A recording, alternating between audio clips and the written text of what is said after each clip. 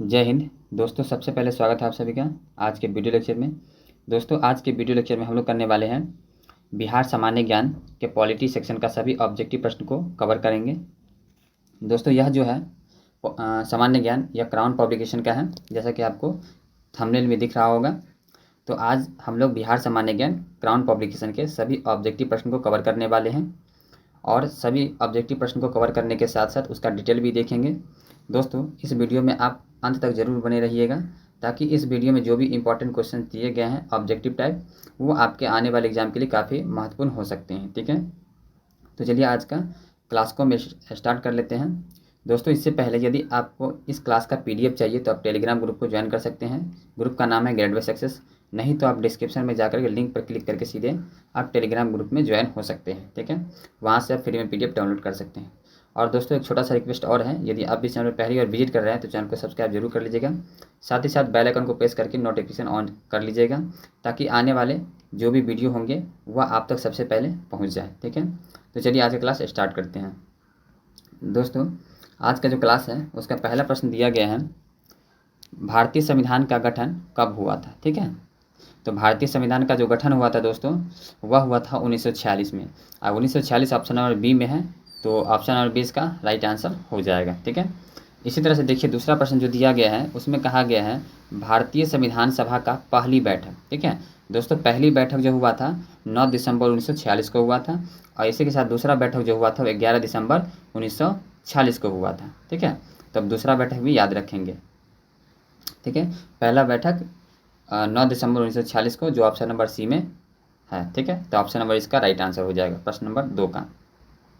Next प्रश्न देखिए जो दिया गया इसमें है, भारतीय संविधान के निर्माण में कितना समय लगा था। ठीक है, तो दोस्तों भारतीय संविधान के निर्माण में जो लगा था 2 वर्ष 11 महीने और 18 दिन लगे थे। ठीक है, तो ये जो है ऑप्शन नंबर डी में है, इसलिए ऑप्शन नंबर डी इसका राइट आंसर हो जाएगा। कितने दोस्तों, 2 वर्ष 11 महीने और 18 दिन। दोस्तों आप जानते हैं क्राउन पब्लिकेशन का जो है काफ़ी इम्पॉर्टेंट है, इसमें बिहार स्पेशल के लिए जो भी पॉलिटी सेक्शन दिया गया उसी को आज हम लोग कवर कर रहे हैं, और इसको आप ध्यान से ज़रूर देखेंगे। इस तरह से हमारा चौथा प्रश्न जो है दोस्तों वह है, भारत गणराज्य भारतीय संविधान द्वारा प्रकाशित होगी, संविधान सभा द्वारा इसकी स्वीकृति कब दी गई थी। ठीक है दोस्तों, इस प्रश्न का जो सही आंसर हो जाएगा ऑप्शन नंबर बी, यानी 26 नवंबर 1949 को। ठीक है, इसकी स्वीकृति मिली थी।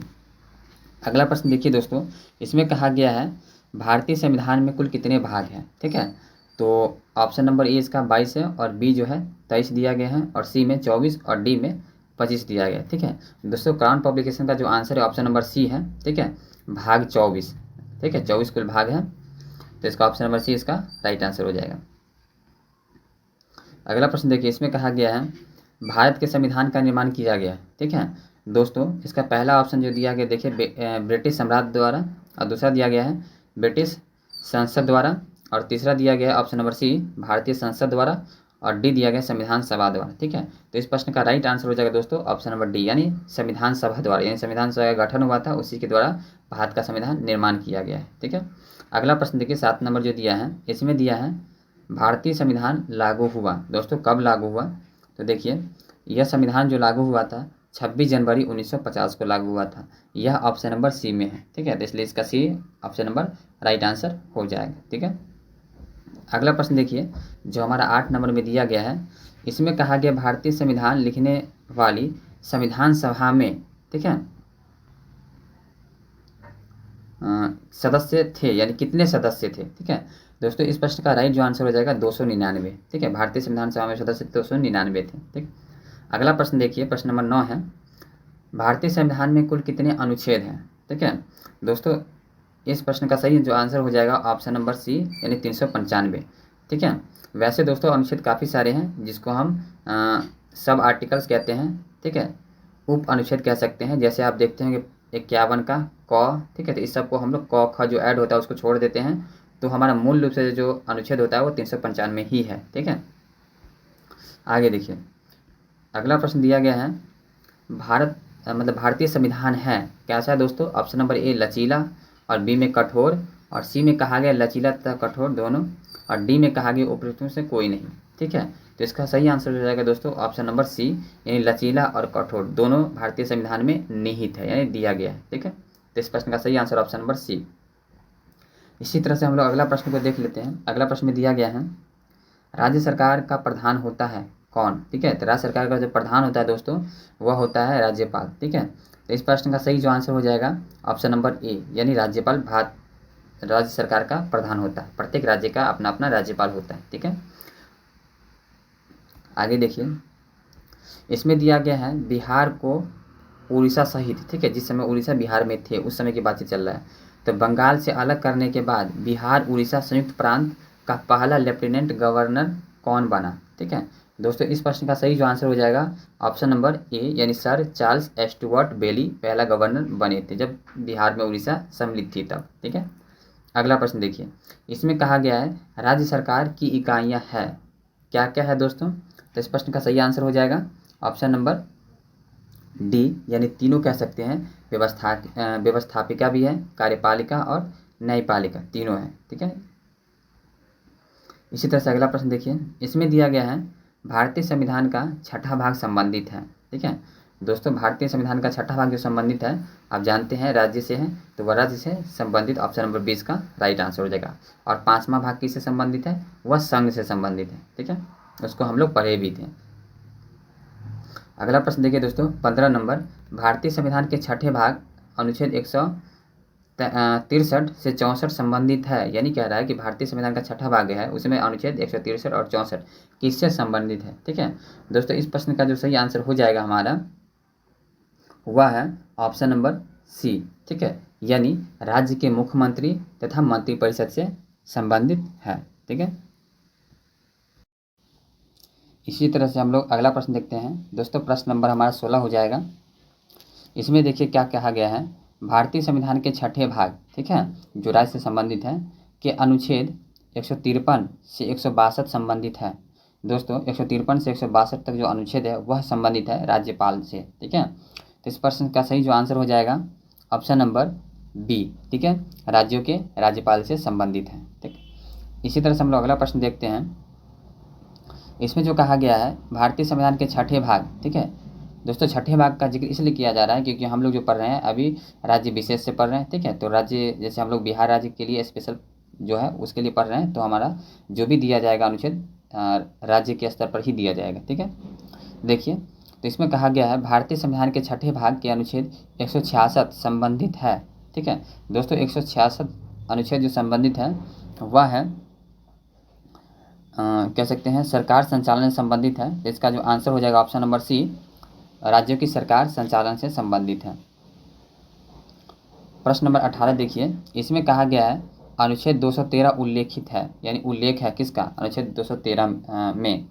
तो इस प्रश्न का सही जो आंसर है दोस्तों ऑप्शन नंबर ए, यानी कहने का अर्थ हो जाएगा राज्यपाल की विधायिनी शक्तियों के मतलब से कह सकते हैं। ठीक है, अगला प्रश्न देखिए, इसमें कहा गया है अनुच्छेद 167 संबंधित है, किससे संबंधित है?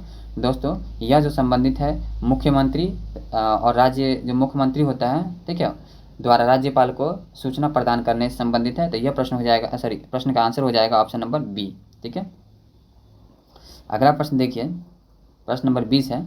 इसमें जो कहा गया है अनुच्छेद 196 से 212 तक में उल्लेख है। ठीक है, 196 से 212 तक में उल्लेख है, क्या उल्लेख है दोस्तों? तो इस प्रश्न का सही आंसर है ऑप्शन नंबर बी, यानी राज्य की निम्न अदालतों से संबंधित है।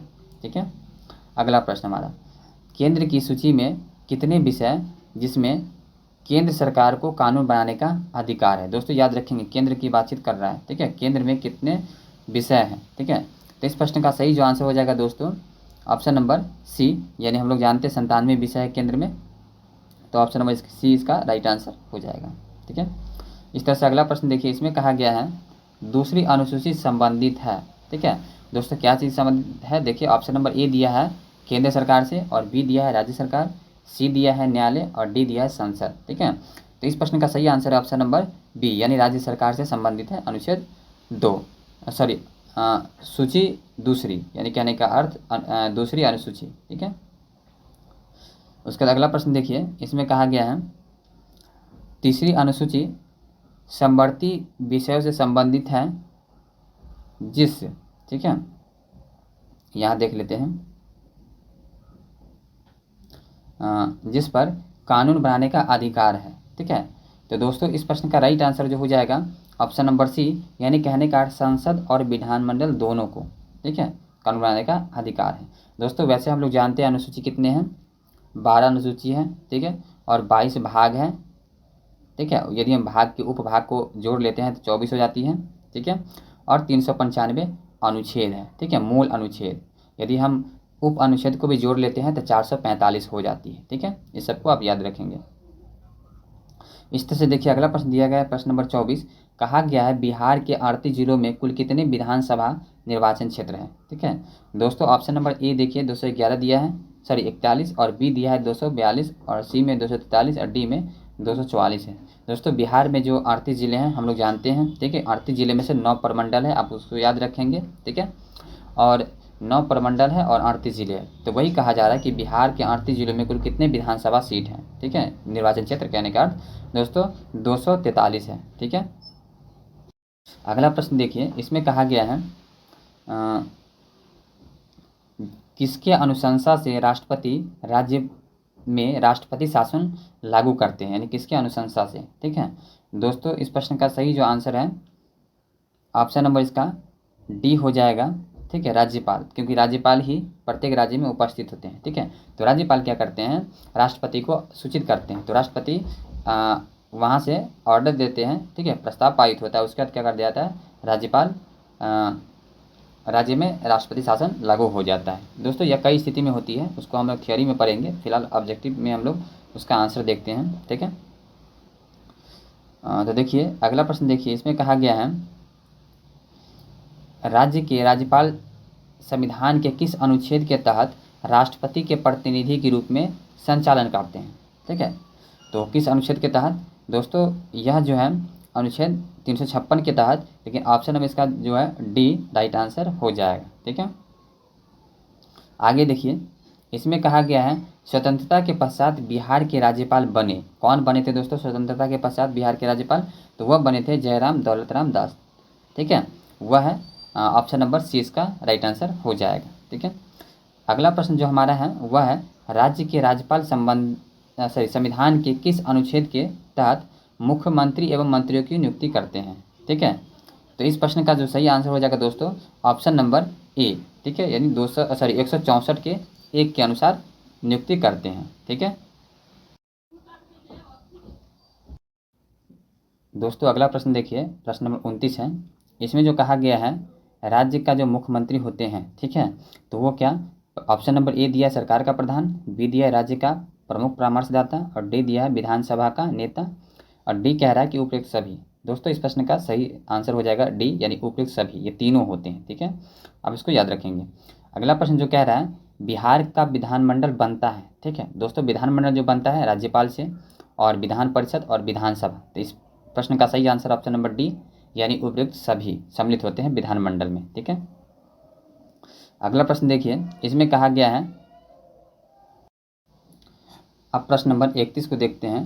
दोस्तों प्रश्न नंबर 31 में जो कहा गया है वह देखिए, इसमें कहा गया बिहार विधान परिषद का प्रारंभिक नाम था। ठीक है, दोस्तों कह रहा है विधान परिषद का जो प्रारंभिक नाम था वह क्या था, दोस्तों वह था लेफ्टिनेंट गवर्नर का परिषद। ठीक है, ऑप्शन नंबर इसका ए राइट आंसर हो जाएगा। क्या था दोस्तों, लेफ्टिनेंट गवर्नर का परिषद, बिहार विधान परिषद का प्रारंभिक नाम था ये। ठीक है, अगला प्रश्न देखिए, प्रश्न नंबर 32 में जो कहा गया है वह है बिहार उड़ीसा विधान परिषद के पहले सभापति थे। ठीक है, दोस्तों इस प्रश्न का सही जो आंसर हो जाएगा हमारा, देखिए ऑप्शन नंबर ए में जो दिया गया है वह दिया गया है राजीव रंजन प्रसाद, बी में रामधारी सिंह, और सी में दिया गया है वाल्डन मोडे, और डी में दिया गया सच्चिदानंद सिन्हा। ठीक है, दोस्तों इस प्रश्न का सही जो आंसर हो जाएगा ऑप्शन नंबर सी, यानी कहने का वाल्डन मोडे। ठीक है, उसका देखिए अगला प्रश्न जो दिया गया है बिहार विधानसभा के प्रथम यानी पहले अध्यक्ष थे।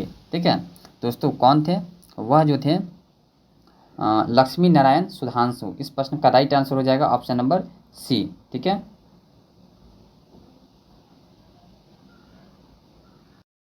अगला प्रश्न देखिए, इसमें कहा गया है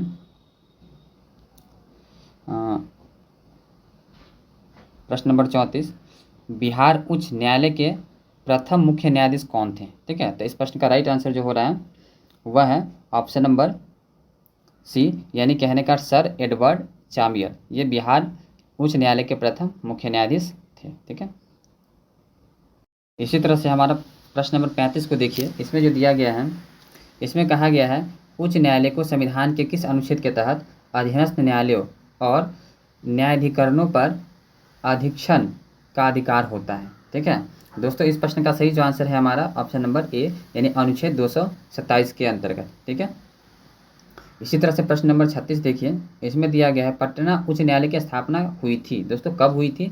तो वह जो हुआ था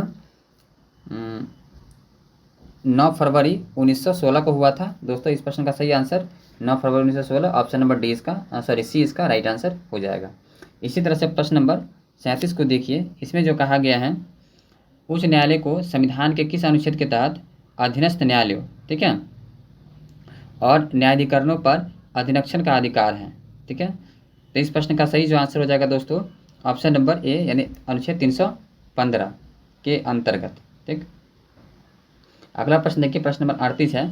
इसमें जो कहा गया है राज्य का राज्यपाल संविधान के किस अनुच्छेद के तहत महाधिवक्ता को नियुक्त करती है? ठीक है, तो इस प्रश्न का सही आंसर अनुच्छेद 165 होगा, जो ऑप्शन नंबर ए में दिया गया है, तो ए इसका राइट आंसर हो जाएगा। ठीक है, इसी तरह से प्रश्न नंबर 39 को देखिए। इसमें कहा गया है राज्य के विधानसभा में कितनी संख्या से अधिक सदस्य नहीं हो सकते हैं? ठीक है दोस्तों, इस प्रश्न का सही जो आंसर हो जाएगा 500, तो ये आंसर है ऑप्शन नंबर डी में, तो ऑप्शन नंबर इसका डी राइट आंसर हो जाएगा। ठीक है, इसी तरह से देखिए इसमें जो दिया गया है प्रश्न नंबर 40 में बिहार उड़ीसा संयुक्त प्रांत अस्तित्व में आया था।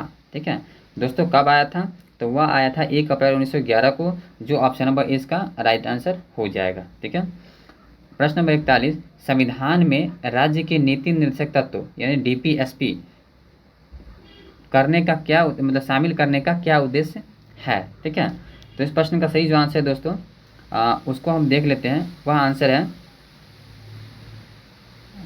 ऑप्शन नंबर सी, यानी सामाजिक आर्थिक लोकतंत्र की स्थापना इनका मुख्य उद्देश्य है। ठीक है, अगला प्रश्न देखिए। इसमें कहा गया है 73वें संविधान संशोधन के बाद पंचायती राज अधिनियम सर्वप्रथम किस राज्य में लागू किया गया? ठीक है, तो वो लागू किया गया था कर्नाटक में, जो ऑप्शन नंबर इसका राइट आंसर हो जाएगा। प्रश्न नंबर 43 देखिए। इसमें कहा गया है प्रत्येक विधेयक को कितनी बार वाचन के दौर से गुजरना पड़ता है? ठीक है दोस्तों, उसको गुजरना पड़ता है 3 बार, तो वो ऑप्शन नंबर डी इसका राइट आंसर हो जाएगा।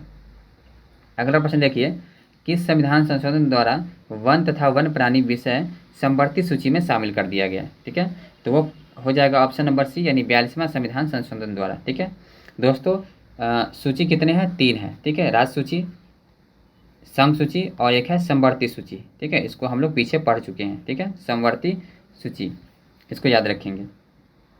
अगला प्रश्न देखिए, 45 नंबर प्रश्न है, मूल अधिकारों का आवश्यक प्रतिबंध लगाने का अधिकार किसको है? ठीक है, जो मूल अधिकार है उस पर आवश्यक प्रतिबंध कौन लगा सकते हैं, यानी किनके पास ये अधिकार है? ठीक है दोस्तों, इस प्रश्न का सही आंसर हो जाएगा संसद को लगाने का अधिकार है, तो ऑप्शन नंबर इसका राइट आंसर। इसी तरह से प्रश्न नंबर 46 देखिए। इसमें कहा गया है निम्नलिखित में से कौन सा विषय राज सूची में नहीं है? ठीक है, तो देखिए इस प्रश्न का सही जो आंसर है दोस्तों ऑप्शन नंबर ए, यानी जन्म एवं मृत्यु का पंजीकरण, ये राज्य के अंतर्गत राज सूची के अंतर्गत नहीं आती है, ये आती है संघ सूची के अंतर्गत। ठीक है, उसका देखिए अगला प्रश्न में कहा गया 47 नंबर में जो दिया गया है, इसमें कहा गया है पंचायती राज प्रदान करता है, क्या प्रदान करता है दोस्तों? तो वह है स्थानीय स्तर पर लोकतांत्रिक प्रशासन, जो ऑप्शन नंबर सी इसका सही आंसर हो जाएगा। अगला प्रश्न देखिए। इसमें कहा गया है किस सूची के तहत राज्य विधायिका के सदस्य शपथ लेते हैं? किस सूची के तहत? ठीक है, तो इस प्रश्न का सही आंसर ऑप्शन नंबर सी, यानी तीसरी अनुसूची के अंतर्गत जो है विधायिका के सदस्य होते हैं वो क्या करते हैं? शपथ लेते हैं। ठीक है।